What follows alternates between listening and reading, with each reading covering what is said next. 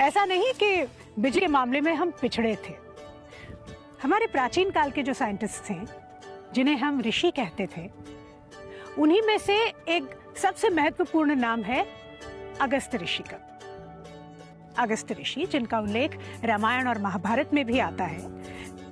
पर क्या आपको पता है कि प्राचीन काल में अगस्त ऋषि ने बिजली का आविष्कार किया था? आश्चर्य हो रहा है ना आपको सुन के? मुझे भी हुआ। लेकिन अगर आप अगस्त संहिता पढ़ें तो उसमें अगस्त ऋषि ने विस्तार से वर्णन किया है एक ऐसी पद्धति का जिसे आज पूरी दुनिया बैटरी के नाम से जानती है। ऋषि अगस्त्य के तरीके से बैटरी बनाने का प्रयोग जब हमारे आज के साइंटिस्ट ने किया तो वो पूरी तरह से सफल हुआ। उज्जैन की प्रिंस लाइब्रेरी ने अगस्त्य संहिता को आज भी सुरक्षित रूप से रखा हुआ है। यही नहीं, प्राचीन काल में ही इलेक्ट्रिक बैटरी के जरिए तुलसी से चार्ज किए हुए पानी का इलेक्ट्रोलिसिस करके हम मेडिकल ओजोन बनाते थे।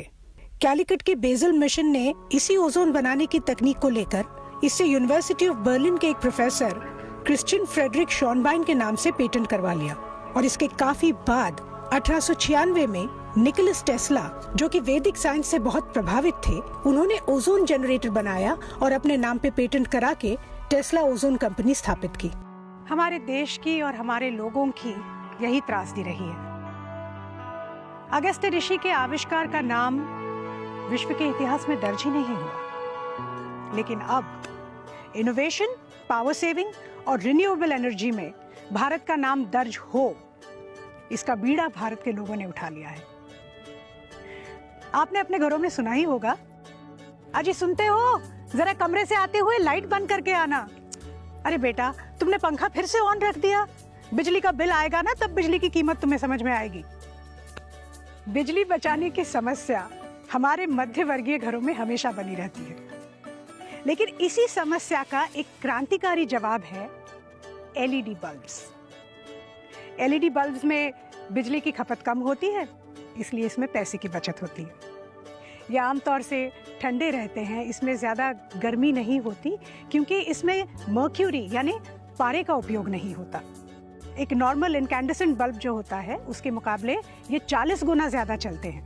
मतलब जहाँ साधारण बल्ब 1000 घंटे चलता है, वहीं पे एलईडी 1,00,000 घंटे चलता है। और सबसे बड़ी बात यह है कि एलईडी बल्ब्स अब सस्ते हो गए हैं। इससे हमारा तो फायदा है ही, साथ में पर्यावरण का भी फायदा है। एलईडी बल्ब्स पावर सेक्टर में एक बहुत बड़ी क्रांति है। विंड पावर के निर्माण में भारत आज चौथे स्थान पर है और विंड पावर भारत में निर्मित सभी ऊर्जाओं में से सबसे सस्ती भी है। क्लाइमेट चेंज की लड़ाई में भी भारत सबसे अग्रसर है और ये हमारे लोगों की मेहनत और लगन ही है कि रिन्यूएबल एनर्जी हमारे देश में प्रोड्यूस करने के लिए आज 300 इंटरनेशनल और डोमेस्टिक कंपनियां यहां समर्पित हैं।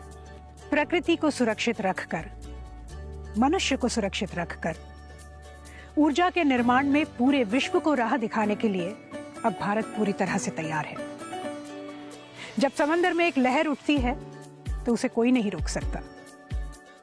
अगस्त्य ऋषि को इतिहास में अपना स्थान तो नहीं मिला, लेकिन भारत को अब एक नया भविष्य बनाने से कोई नहीं रोक सकता। ये थी भारत में ऊर्जा और बिजली की बात, आपकी बात, मेरी बात, हम सब की बात, भारत की बात।